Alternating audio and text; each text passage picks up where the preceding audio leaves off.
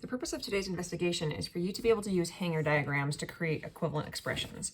So to do that, we'll start with looking at this hanger diagram here, and then figuring out why either one of these equations could represent this hanger.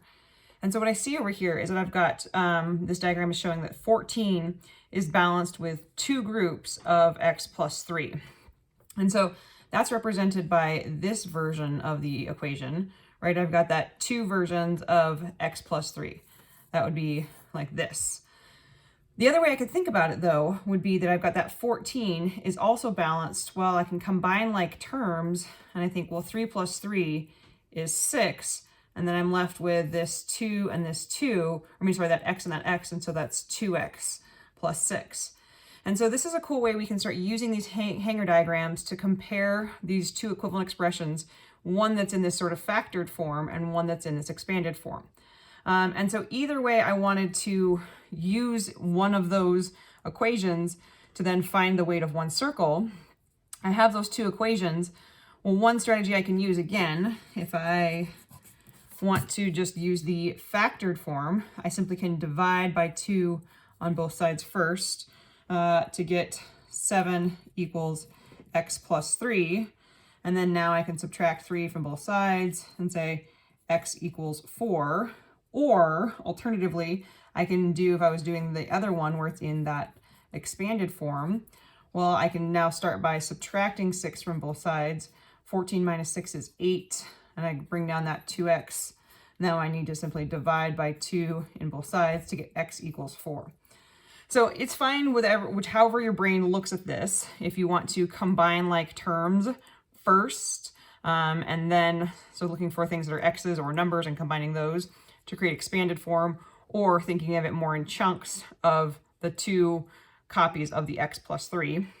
Either way is fine. Make sure you're sort of fluent with both of those. Part of the reason I like doing this is that then if I am faced with some more, let me make sure you can still see that. There we go. Great.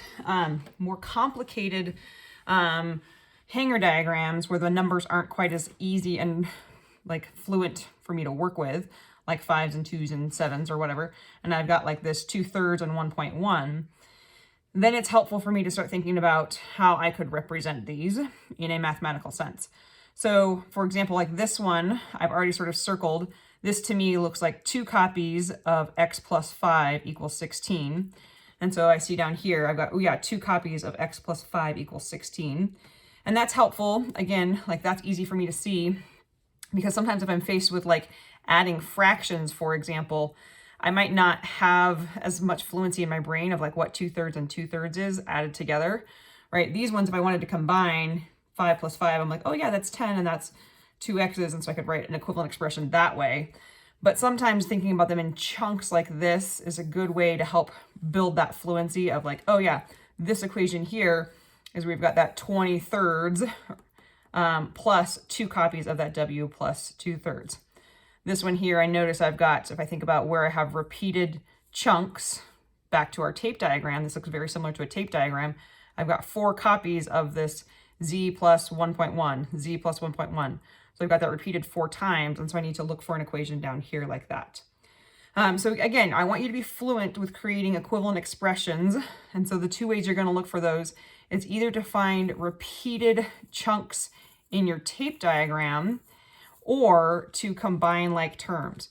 And remember, a term is something that has the same variable or is a same constant. So constants I can add together, x's I could add together because they're both x's. If this also had y's in it, I couldn't add y's because x and y might be different.